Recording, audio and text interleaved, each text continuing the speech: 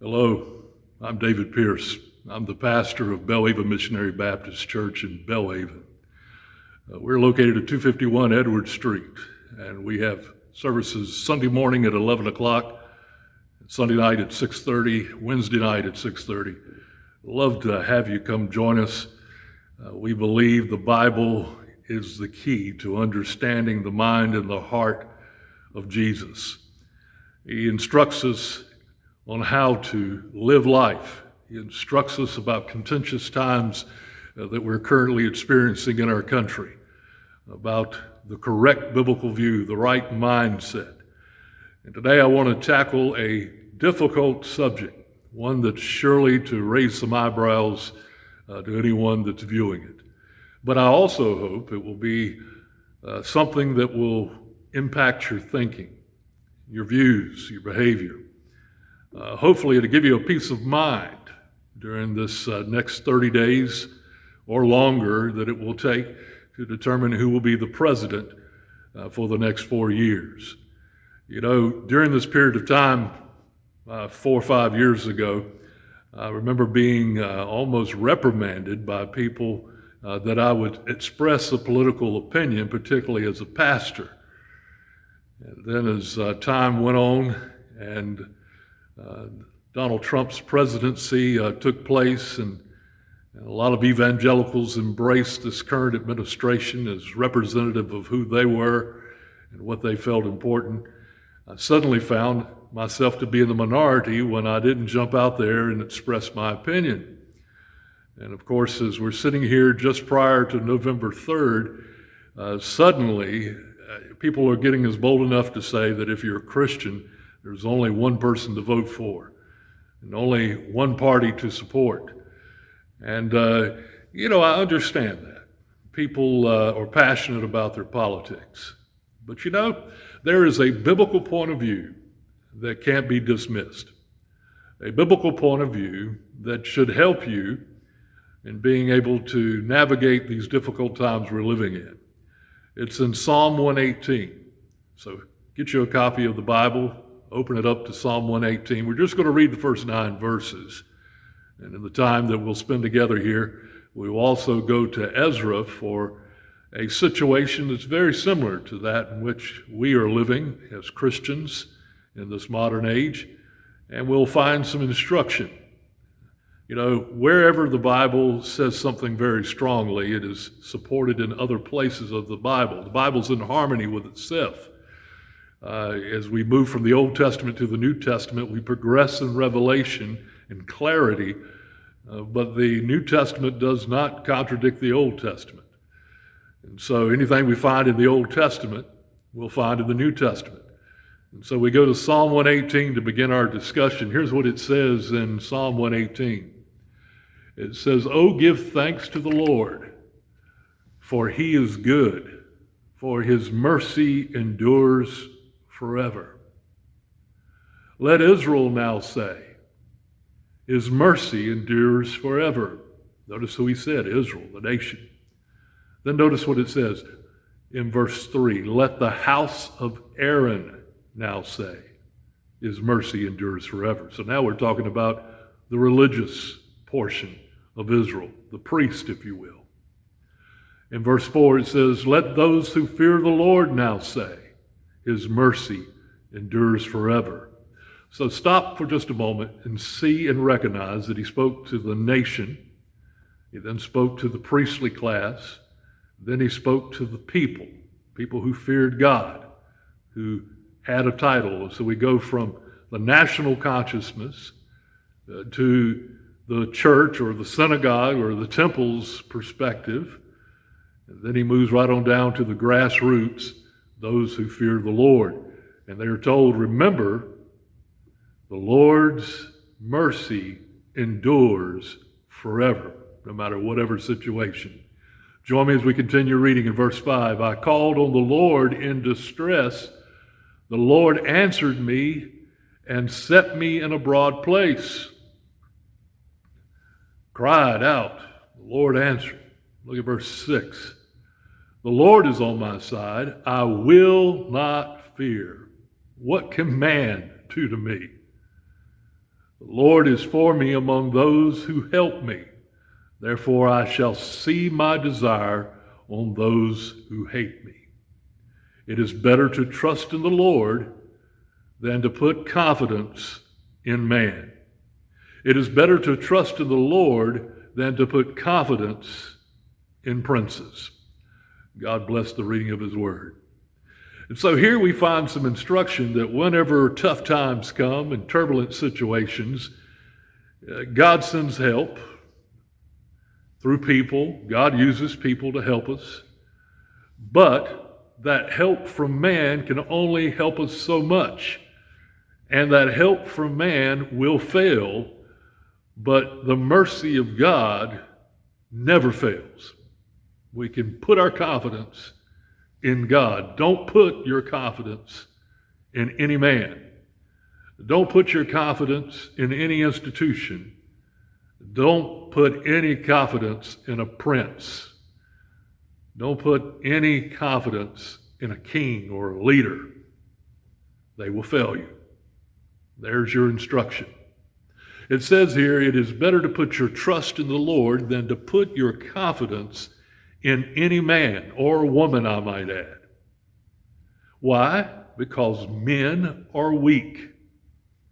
God is almighty. Man is selfish, no matter who they are, whether they be a Democrat or a Republican. They're selfish. But God is benevolent. Man is faithless. They will fail you. They'll only go so far. They're deceitful. God is neither. He is faithful, and he's always, you can count on him. He's truthful. Man is powerless in so many areas. I don't care who the president was, this pandemic would have been a major disruption in the life of this country and the life of this world. In other words, you can count on man, and they may tell you there are things they can do to address catastrophe and crisis and trouble, but they have a very strong limitation on what they're able to do, and there is a point where they can't help you. But in things eternal, God can help you, and God will help you. Therefore, don't trust in men, trust in God. God does use people to supply your need.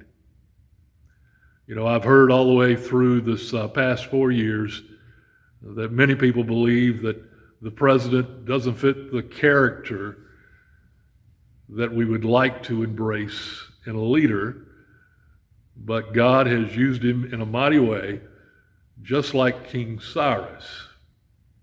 We'll talk about that in a moment. I understand, and that is truth. Romans, the 13th chapter, tells us that God puts leaders in place, no matter who they are, meaning God has put Democrats, Republicans, he's put dictators in place, that there is nobody who accidentally backs into power without the full knowledge and sovereignty of God involved. We elect them, we elevate them, but it's God who put them there. Meaning the outcome of November 3rd really is something that God knows and we've got to live through. But regardless of what the outcome is, God has his hand in it. But it's better to put our trust in the Lord than to put our confidence in man. That's advice straight from the scriptures. It's better to put your trust in the Lord than to put your confidence, it says, in the princes, kings, princes. They're only human. Because of the way the world operates, these people are usually from high estate. They have money. They have power. With that comes the personality and the worldview that we have to agree, no matter who they are, this is a part of the package. If a person is elevated to this position, that means they're usually pretty proud, pretty vain. They're very self-confident. They have a tendency to be fickle. They have a tendency to be rash in their decisions. and they generally lack humility. We have all the world history to look at to draw that conclusions. And before you say it, I'm not just talking about the current leader or the one prior to it. If we put our confidence in these types of individuals to protect us, these type of individuals to protect the church or provide for the church, we're already in trouble. We're already outside the bounds of biblical instruction. Do not put your confidence in princes. Don't put your confidence in any man or any institution. Put your trust in the Lord. But no one ascends to high office without God putting them there. Well, there was a king named King Cyrus. The nation of Israel had been in captivity. And this king comes to power, and he decides to send Israel back to their homeland with this noble cause to help them go back and rebuild and repossess the land that God had allowed them to be taken from and to be placed into captivity. This seems to be something divine and from God. And it is. Not only does he send them back to Israel, he's willing to finance it, willing to provide the money, willing to give them political favor, to protect them, to make it happen.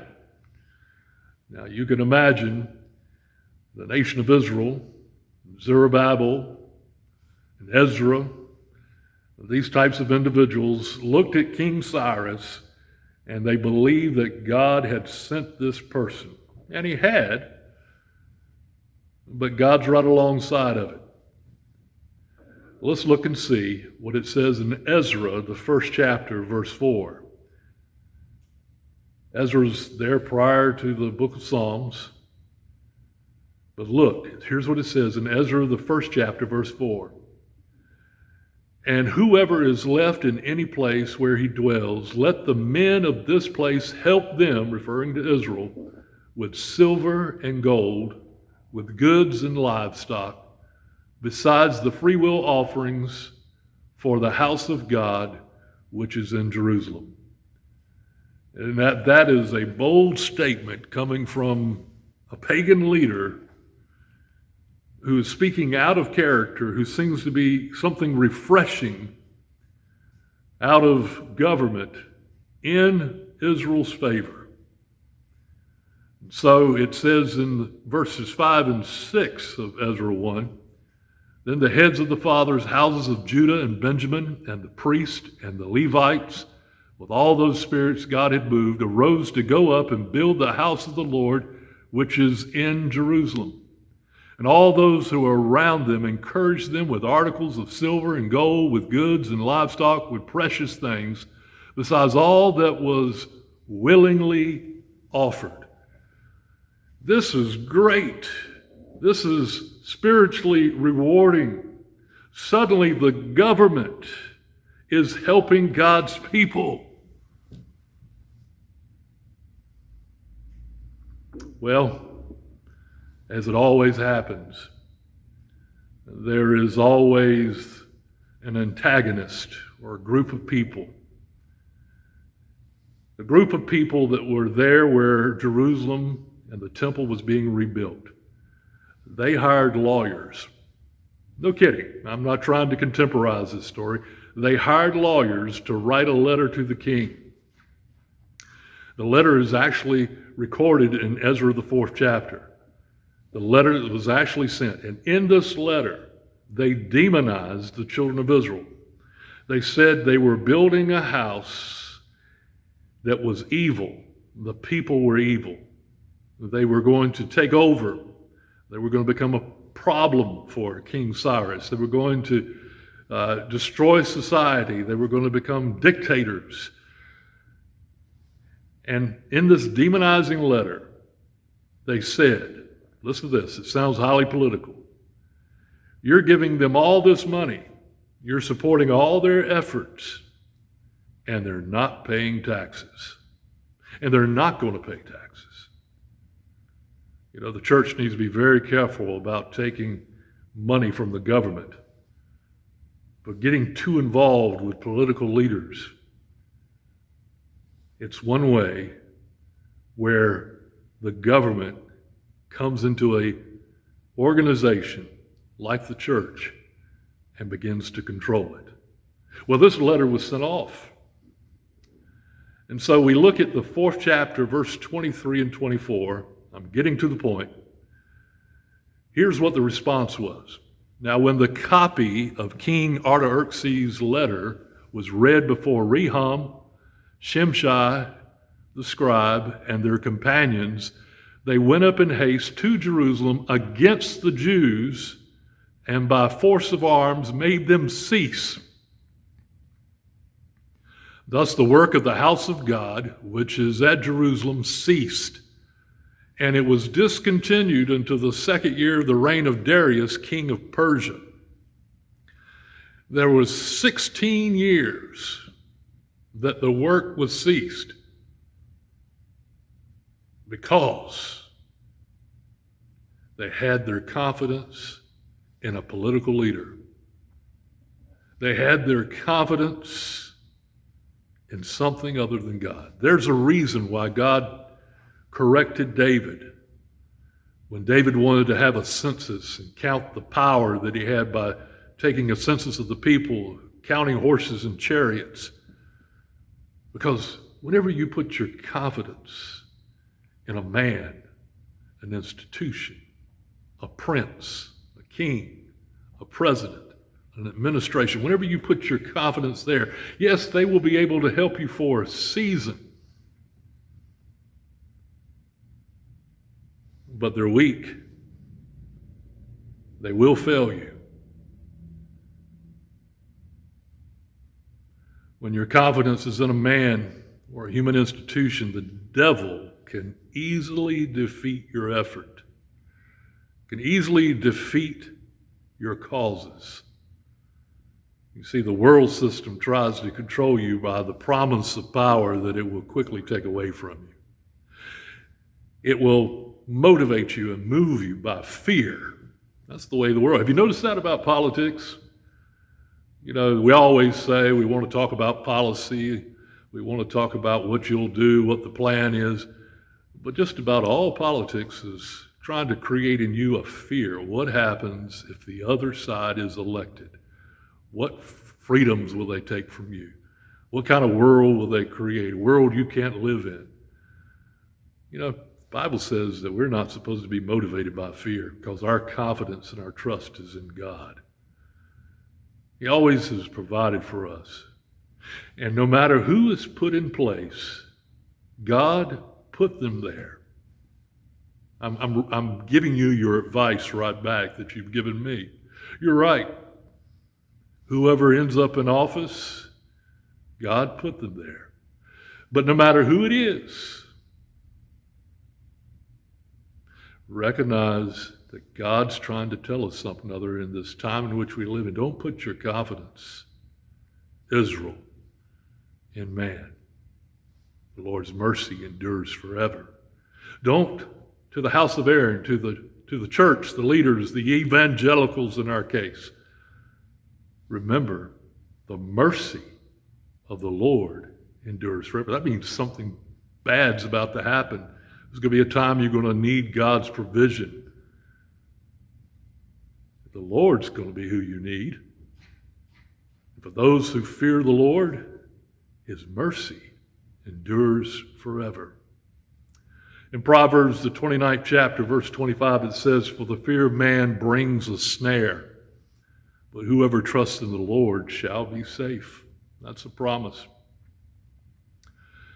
So to say in conclusion what I want to say in this text today, I've already pretty much decided who I'm going to vote for and why I'm going to vote for them. And just to be fair, I don't really have a lot of confidence in whoever wins.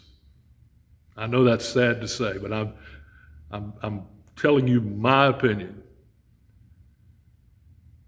I do believe the near future is going to be a difficult time in which for the church to operate. It's not the same world we grew up in. But our hope should not rest in an old administration or a new administration. Our only hope is found in God.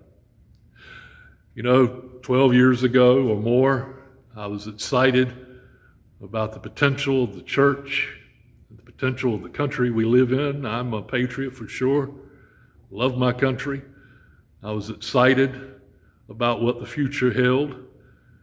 When Donald Trump was elected, I was excited to be, and still am, in this country, living here in what is, I believe, a great country. If he's not elected, if he's elected, I'm still going to be thrilled to be an American. But whether he's elected or he's not elected, whether Joe Biden and Kamala Harris sit in the White House, I'm not going to fear anything. I know God is operating. And so to lead people any other way, to try to motivate people by fear, is not what the Bible tells us. And we are instructed for our confidence to be in God. The Apollo 11 moon flight, it was a time in which there was this need to navigate, early GPS. And I'm told that the Apollo 11 astronauts and the team that did that had to have readings based on the place they left from, Earth, the place that they're headed to, the moon, that had GPS coordinates for that. But both the Earth and the moon are moving. And so they needed something more stationary, something they could count on more. So there was a third point that they constantly had to use in their calculations. It was a star that would move. As we walk through this life, there's nothing wrong with having a political opinion. There's nothing wrong supporting a candidate, running for office, if that's who you are. But we look for something that is unchanging, something that is consistent, that is worthy of our confidence. That is God. We cannot, we should not, and I am not ever going to lose sight of this. No election is going to determine my happiness, my joy, my confidence in God, my belief in the church, my love for country. God bless you.